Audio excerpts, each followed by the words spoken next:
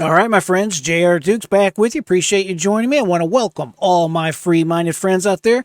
We are still hammering this Fani Willis case, the Fulton County DA out of Atlanta, Georgia, who has decided to bring a RICO action, a nutty, crazy RICO action against our former President Donald Trump in an attempt, in my opinion, to stop him from becoming our next president of the United States. And we are going to expose this unfolding corruption case as far as Fani Willis, Nathan Wade, and her associates are concerned. So there may be a RICO case here, but I don't think it's the one they originally started off with. I think what's unfolding before our very eyes is a RICO class action that should be filed against the Fulton County office. Specifically, you were talking directly about Fani Willis, Nathan Wade, and all the people that are in bed with them.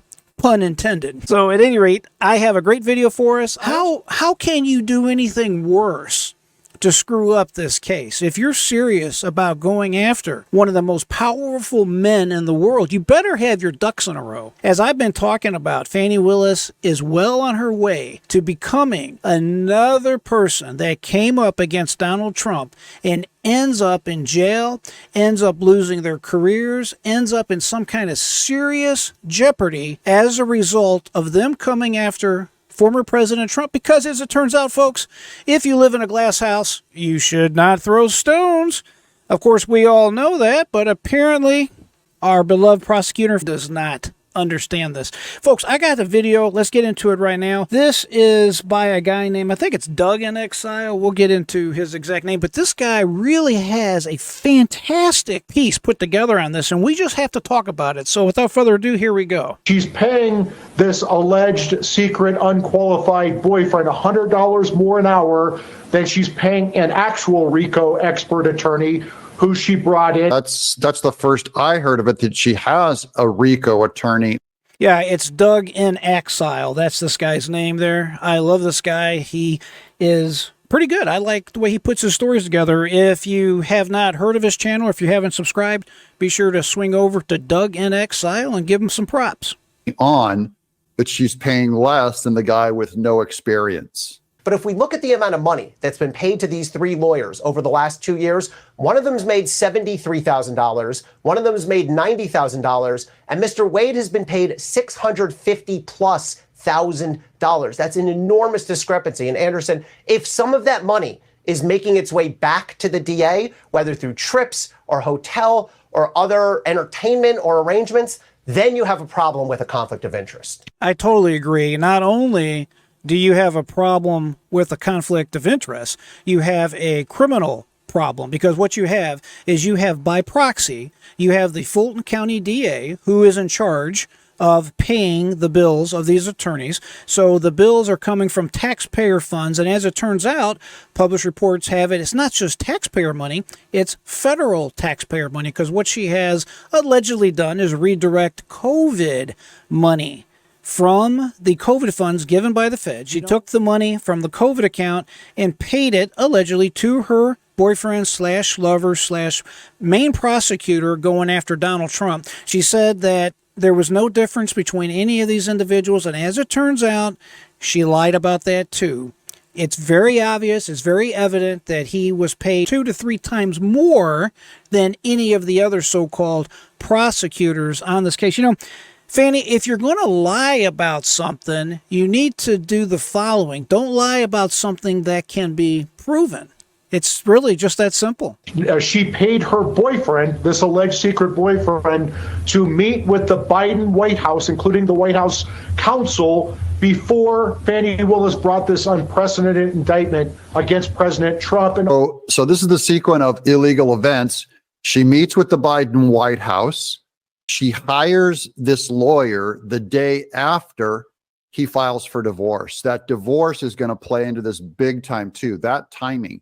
Because technically, if he got hired by her, then that becomes part of the divorce split, what she paid him.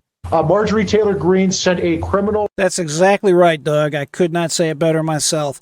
not only is this part of the marital estate, the money that Mr. Wade was paid by Fani Willis, the allegations in the latest papers to come out from his soon-to-be ex-wife Joycelyn Wade is that basically Fani, you got the DA, Fani Willis allegedly has been spending her money. No wonder why she's upset. So, of course, you're going to have the soon-to-be ex-wife coming after her soon-to-be ex-husband hard. And the mistress, a.k.a. Fani Willis, she's going to get to the bottom of this. Referral to Governor Brian Kemp and Attorney General Chris Carr in Georgia. Kemp and Carr have the statutory authority, the statutory duty, actually, to open a criminal investigation on Fani Willis. Jack Kemp is dragging his feet. Some say because of he's corrupt. I don't believe it's because he's corrupt. I believe it's because he is overly cautious, cowardly. Doug, I agree with you on almost everything, and you may be right once again on this particular matter, but I can tell you the reason, in my opinion, why the governor, Brian Kemp of Georgia, is not going after this DA prosecutor Fani Willis as hard as he could, and why he's dragging his feet on opening the criminal investigation that has been requested in writing by this Taylor Greene representative from the state of Georgia. And the reason is the following. If you think back to the January 6th so-called insurrection, if you think back way back to this time frame, the current governor, he was in the middle of all of this. Brian Kemp was hammered, if you will, by Donald Trump, along with, what was that other guy's name? The Secretary of State that he was talking to, that Brad Rothenberg, something to that effect. If you know the names, you can put them in the comments below for the benefit of everybody. But here's the bottom line. When all this came down, when all this was unfolding, when this whole scheme was taking place, if you will, the time Donald Trump called in and said, please find these votes, that was the word he used, find. There's nothing wrong with the word find. That's a subject for another day. The bottom line is this. He made a de facto enemy in Brian Kemp, the governor, which is not really a good thing. So even though these individuals are Republican and Donald Trump's a Republican, the fact is the state level Republicans have a long memory, and they are not as happy as they could be with our beloved President Donald Trump. That's my opinion as to why they're dragging their feet, but we'll just have to wait and see. That people need to light up Governor Kemp and Attorney General Chris Carr's office and tell them to open this criminal investigation. Call Jack Kemp's, if you're in Georgia, call Jack Kemp's office and tell him to launch the investigation. This is backed up by Marjorie Taylor Greene. They'll know exactly what you're talking about. Amen. And increased allocation for these special prosecutors to hire them on in the first place of taxpayer money. Isn't that right? That's exactly right. Now, she apparently used federal COVID funds to pay this secret boyfriend.